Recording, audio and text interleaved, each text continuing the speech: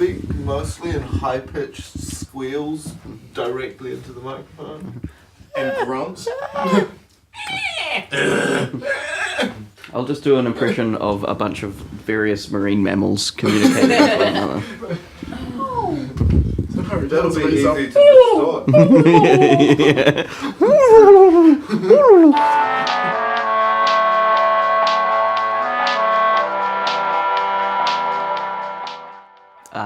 My name's Harry Meech. I'm 24 years old, Caucasian male.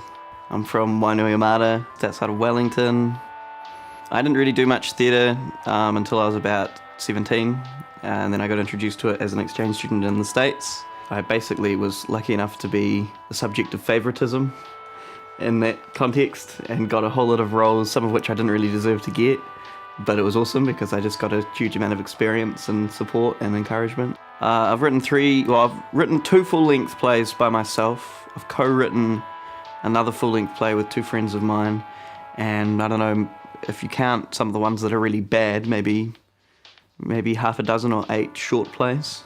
One of the first ones I ever wrote is a favourite of mine. It's called Barker Meets, and it's about a person who's being interviewed for a job interview at a meat processing factory, and slowly comes to realise that they are being interviewed as the meat rather than a meat processor.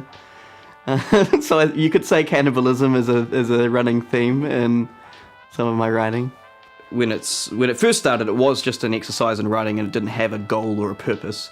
But as soon as I realised that, hey, a few people like it and I should turn it into something, what I decided that thing was, or should be, was a series of short plays or scenes that could be rearranged very easily and played in different orders and played in different tones and styles to mean a different thing as a whole. I thought of it early on as a combination lock, which isn't a perfect metaphor, but it's got a whole lot of different things that you can easily change the order of, and that does change its meaning. And I want it to be fuel for theatrical creation. I want it to be a resource for directors and actors to inspire them and provoke them, and to lead to something that is much greater than the original script. I worked with David Geary on it as part of the award prize for that award I won. And then I also did a series of different workshops, one of which you were involved with. I think, was David Geary present for that? Yeah.